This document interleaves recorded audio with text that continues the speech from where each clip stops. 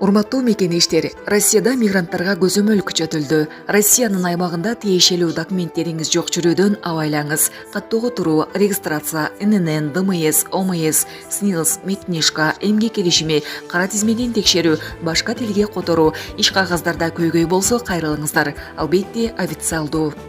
Урматтуу мекенеш, документиңизди тактап толуктап алыңыз. Байланыш номерибиз +7 906 875 15 15.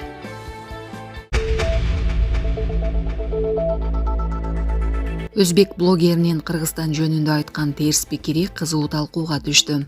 Кыргызстанга келип, сыйлык алып кеткен Улукбек аттуу өзбек блогеринин иш-чара жана Бишкектин көчөлөрү тууралуу айткан сын пикирлери кыргыз сегментинде кызуу талкууга түштү. Ал түшкөн учагын эски деп атап, көчөлөрдө жарыктандыруу жок экендигин билдирип, алган сыйлыгына сын таккан. Бул сыйлык канчалык деле кымбат эмес. Көрсөңүздөр болот. Жертөлөгө түшсөңүздөр каалагандай кылып жасап беришет. Бишкектин көчөлөрү караңгы, жарыктандыруу жок. Болбосо биз шаардагы борбордук көчөлөрдүн биринде турабыз. Бул учак коркутуп жатат. Тез жет авиакомпаниясына таандык экен. Батыраак жетсин дешкен го. Бирок учак 1301-жылы иштелип чыкканга окшоп жатат. Автобустан 6 сантиметр чоңураак. Терезе жапкычы болсо, нан салып койгон идишке окшоп турат деп билдирген блогер. Ал эми кыргызстандыктар бул блогердин айткан сын пикирин ортого салып, кечирим сурасын деген таристи комментарий беришүүдө. Ошондой эле иш-чарага чакырып, сыйлык тапшыргандарды да жазалоону айтып жатышат.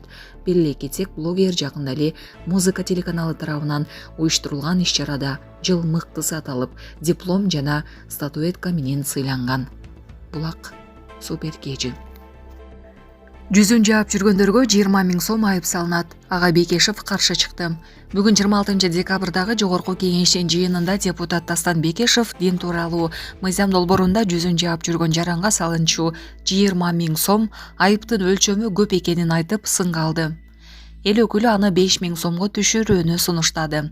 Себеби автоунаанын айнегин караңгылатканга, сойкулукка 20 000 сом айып каралган, бейбаштыкка 5,5 000 сом, коюлган чектен 60 чакырым саат ашыкча ылдамдык менен айдаганга 15 000 сом, ал эми жүзүн толук жапканга 20 000 сом айып. Бул эмне дегени? Жөлөк пулду алсак, араң эле 8 000 сомго чыгат. Жүзүн жаап жүргөндөр булар аялдар. Сонун жаңылык. Сиз билген жана ишенген Умбем клиникасы эми сизге дагы да болсо жакыныраак болду. Анткени бизде жаңы филиал ачылды. Андыктан келип, өзүңүздүн жана жакындарыңыздын ден соолугуна кам көрүшүңүздү сунуштайбыз. Биздин жогорку даражадагы дарыгерлер төмөндөгү адистиктер боюнча кабыл алат. Стоматология, гинекология, терапия, лор, хирургия, педиатрия, урология, УЗИ жана башка адистиктер. Лабораториялык анализдин 5000ден ашуун түрү алынат. Жогорку даражадагы стерилизациялоо. Биздин дарек ВДНХ метросу, Кондратюка көчөсү 2. Телефон номерибиз 8925 103 22 55. Кабыл алууга алдын ала жазылып келүүңүздөрдү суранабыз. Умбем клиникасы. Сиздин ден соолугуңуз биздин камкордук. Ананда жүзүн жамынгандардын көбү жакыр жашагандар, деди Бекешев. Дин иштери боюнча мамлекеттик комиссиянын директору Азамат Юсупов айыптын көлөмүн азайтууга каршы экенин айтып, азырынча ушул шартта иштеп көрүүнү сунуштады. Жыйынтыгында дин тутуу эркиндиги жана диний бирикмелер жөнүндө мыйзам долбоору дароо 2 жана 3 окууда кабыл алынды. Тергөө абагында зордукталганын айтып чыккан блогерге Ички иштер министрлиги жооп берди. 26 декабрда Ички иштер министрлиги блогер Батмакан Жолболдуеванын Баткен Ревинин милиция кызматкерлери тарабынан зордукталдым деген билдирүүсүнө жооп берди. Ички иштер министрлиги анын билдирүүсүн элдин көңүлүн өзүнө буруу аракети катары сыпаттады. Учурда Батма Жолболдуева Facebook баракчасы аркылуу айткан 2022 жылы Баткен Ревинин убактылуу кармоочу жайда шектүүлөр тарабынан зордукталгандыгы жөнүндө билдирүүнү тергөө убагында жана соттук териштирүүлөрдө эч кимге айткан эмес жана көрсөтмө берген эмес. Анын милиция кызматкерлери тарабынан кордук көрдүм деген маалыматы боюнча учурда Баткен облустук ички иштер башкармалыгында кызматтык текшерүү жүргүзүлүүдө деп айтылат маалыматта. Министрлик Жолболдуеванын кылмыш ишинин тарыхы тууралуу баяндап, ага коюлган айыптар, соттун өкүмү, ошондой эле андан кийин башка фактылар боюнча кармалганы тууралуу маалымдады. 2022 жылдын 25 мартында Акипресс маалымат агенттигинин журналисти, Баткен шаарынын тургуну Арзыгүл Калымбетова арыз менен кайрылган. Арызында Батма-Бат YouTube каналына иштеген Батма Жолболдуева аттуу блогер аброюна шек келтирип, жаман уят сөздөр менен каралап жатканын, ошондой эле түбүңө жетем деген сөздөрдү айтып, коркутканын билдирип, чара көрүүнү суранган. Арыз жазган Калымбетова блогер аял менен чыр чатактан соң ден соолугун солугундап, кечки саат 20:00 чамасында ооруканага жеткирилип, дарыгерлер жардам көрсөткөндүгүнө карабай, абалы начарлап, ошол эле түнү каза болуп калган деп айтылат билдирүүдө. Баткен милициясы ага аймактагы журналист Арзыгүл Калымбетованын өлүмү боюнча кылмыш жаза кодексинин этиятсыздыктан өлүмгө алып келүү, жеке жашоонун кол тийбестигин бузуу, документтерди жасалмалоо, бейбаштык беренелер менен кылмыш ишин козгогон. 2023 жылдын 22 майында Баткен облустук соту Жолболдуеваны 2 берене этиятсыздыктан өлүмгө алып келүү жана жеке жашоонун кол тийбестиги бузуу боюнча актаган. Бейбаштык беренеси боюнча күнөөлүү деп табылып, 50 000 сом айыпка жыгылган.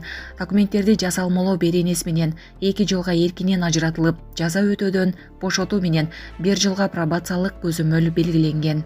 Андан сырткары Батма Жолболдуева 2024 жылдын 6 февралында Жалал-Абад шаарындагы Хурма кафесинде Жалал-Абад район аралык оорулардын алдын алуу жана мамлекеттик санитардык эпидемиологиялык көзөмөл борборунун санитардык дарыгерин шантаж кылуу жолу менен 25 000 сом алып жаткан жеринен кармалган. Бул окуя боюнча Жолболдуеванын үстүнөн кылмыш иши козголуп, тергөөнүн жыйынтыгы менен соттук кароого жөнөтүлгөн. 28 июнда Жалал-Абад шаардык соту тарабынан опузалап талап кылуу беренеси менен күнөөлүү деп табылып, 30 000 сом мамлекеттин пайдасына айып салынган деп айтылат Ички иштер министрлигинин маалыматында. 35 жаштагы Батмакан Жолболдуева Баткендеги ашкана дүкөндөрдүн тазалыгын, товарлардын мөөнөтүн текшерген видеолорду жарыялаган блогер.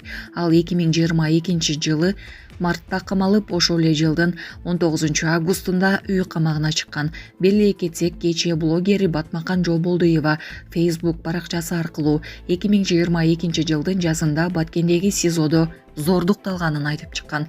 Ал абакта отурганда түрдүү кысымга кабылганын, жакындары алып келген тамак ашты, кийим кечени алып коюшканын билдирген. Мени зордуктоо үчүн камактагы 2 жаранга салып беришкен. Зордуктоодон кутулуу үчүн мен өзүм кол салып, убактылуу кармоочу жайдан чыгып кеткем. Бирок экспертиза жүргүзүлгөн эмес деген ал. Андан көп өтпөй Баткен облустук милициясы окуя тууралуу маалымат берип, анын айтканы боюнча Баткен облустук ички иштер башкармалыгынын ички иликтөө кызматы кызматтык текшерүүлөрдү жүргүзүп жатканын кабарлаган. Булак Супер KG. Казакстанда кырсыктаган учак. Азербайжан учак орусиялык ракета менен атып түшүрүлгөнүн билдирди. Кече 25 декабрда Актауда кыйраган азербайжандык авиакомпаниянын учагы Орусиянын жер аба ракетасы менен атып түшүрүлгөнүн Евроньюз агенттиги Азербайжан өкмөтүндөгү булактарына таянып жазды. Агенттиктин маалыматына караганда, ракета учакты Грозныйга кондуруу аракети маалында атылган. Ошол учурда алар дрондун чабуулун кайтарып жатышкан. Ракета болжолдуу түрдө учактын жанында жарылып, анын сыныктары учакка зыян келтирген. Евроньюз телеканалы өз булактарына таянып, учкучтардан шашылыш конуу өтүнүшүнө карабай, жабыркаган учакка Орусиянын Бирдаг аэропортуна конууга уруксат берилбей, Каспий деңизи аркылуу Казакстандын Актау шаарына учуп чыгууга буйрук берилгенин кабарлады.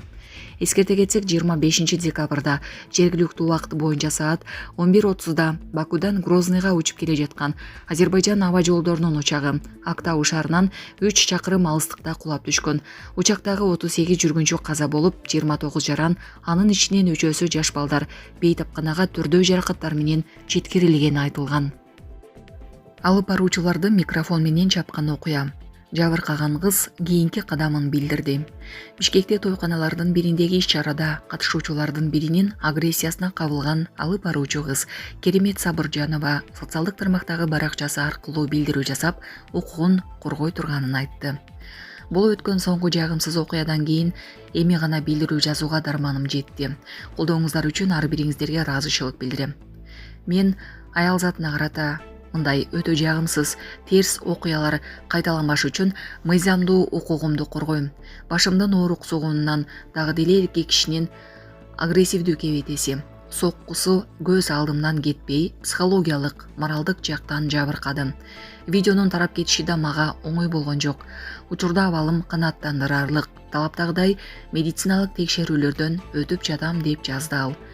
Эске салсак, буга чейин социалдык тармактарда жаңы жылдык иш-чаралардын биринде катышуучулардын бири алып баруучуларга кол көтөргөн видео тараган.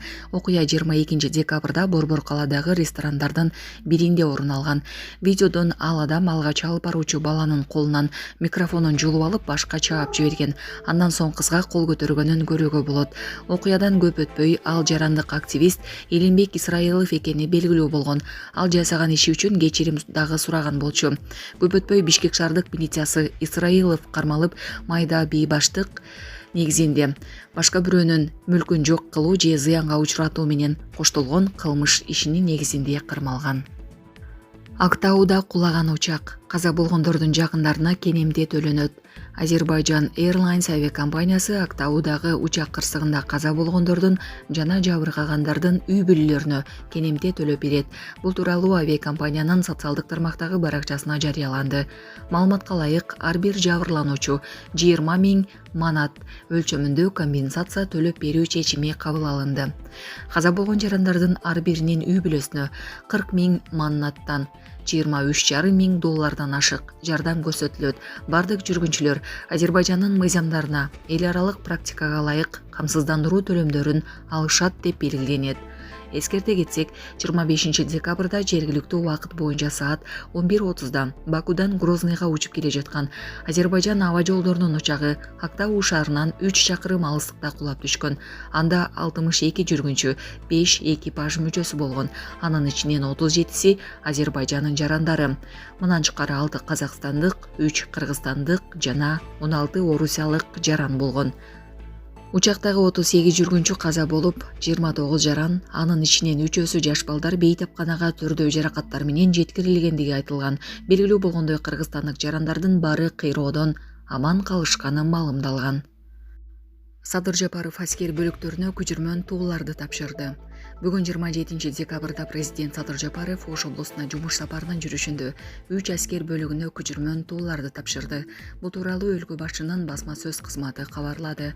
Анда мамлекет башчысы Баткен облусунда 2,5 миллиард сомдук заманбап аскердик шаарчалардын, турак үйлөрдүн жана бала бакчалардын курулушу аяктап жатканын белгилеп, бул иш-чаралар аскер кызматкерлери үчүн шарттарды жакшыртууга багытталганын баса көрсөттү.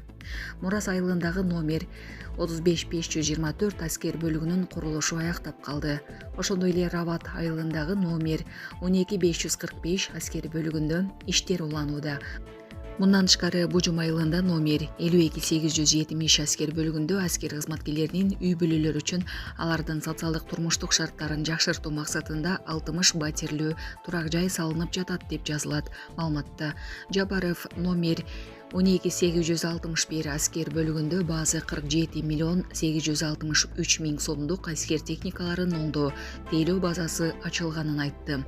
Ал бул база аскердик техниканы өз алдынча оңдоого, калыбына келтирүүгө, көчүрмөн даярдыкта кармоого, ошондой эле квалификациялуу адистерди даярдоого мүмкүндүк берерин баса белгиледи. Мамлекет башчысы заманбап аскердик технологияларды, анын ичинде учурдун талабына жооп берген учкутсуз учуучу жабдууларды чогултууну жолго коюу пландары тууралуу да сөз кылды. Ал ушул жылдын 1 октябрынан тартып куралдуу күчтөрдүн ардагерлеринин пенсиясы жогорулатылганын белгиледи. Иш-чаранын соңунда президент аскердик бөлүктүн абалы менен таанышты. Кытай-Кыргызстан Өзбекстан темир жолунун курулушуна старт берилди. Бүгүн 27 декабрда Жалал Абад шаарында өлкө башчысы Садыр Жапаровдун катышуусунда Кытай-Кыргызстан Өзбекстан темир жолунун курулушуна старт берилди. Иш-чарада Кытайдын өнүгүү жана реформа мамлекеттик комитетинин төрагасы Жен Шанзи, Кытай лидери Си Цзиньпиндин кайрылуусун окуса, Өзбекстандын президенти Шавкат Мирзиёевдин кайрылуусун бул өлкөнүн премьер-министринин орун басары Жамшид Хожаев окуду. Ал эми президент Жапаров долбоор үчүн коңшу өлкөнүн лидерлерине ыраазычылык билдирип, темир жол долбоору аймактын өнүгүшүнө салым кошоорун белгиледи. Кытай-Кыргызстан Өзбекстан темир жолу бул жөн гана транспорттук коридор эмес, бул чыгыш менен батыш өлкөлөрүн байланыштыра турган маанилүү стратегиялык көпүрө болуп саналат. Тагыраак айтканда, жаңы темир жол коридору Евразиянын континенталдык көпүрөсүн түштүк бутагы болуп, түштүк чыгыш, батыш Азия жана жакынкы чыгыш мамлекеттеринин рыноктарына жол ачат, деди ал. Андан соң өлкө башчы эки өлкөнүн өкүлдөрү менен бирге курулуш үчүн коюлган атайын ташты чогуу ачты. Буга чейин Жапаров Бишкекте өткөн курултайда долбоорду баштоо аземи 27 декабрда өтөрүн айткан болчу. Эске салсак, июнь айында Пекин шаарында үч өлкөнүн бийлик өкүлдөрү Кытай, Кыргызстан, Өзбекстан темир жолун куруу боюнча макулдашууга кол коюшкан. Макулдашууну ратификациялоо тууралуу мыйзам долбоорун Жогорку Кеңеш 19 июндагы жыйынында 3 окууда жактырган. Президент буга 27 июнда кол койгон. Өкмөт 28 сентябрда Бишкекте Кытай, Кыргызстан, Өзбекстан темир жол ишканасы түзүлгөнүн билдирген. Жалпы узундугу 523 чакырымды түзгөн темир жолдун курулушу Кашкардан башталып, Торугар ташуусунан өтүп, Жалал-Абадка келип, Өзбекстандын Анжиан шаарынан бүтөт. Анын 305 чакырымы өлкөбүздүн аймагынан өтөт.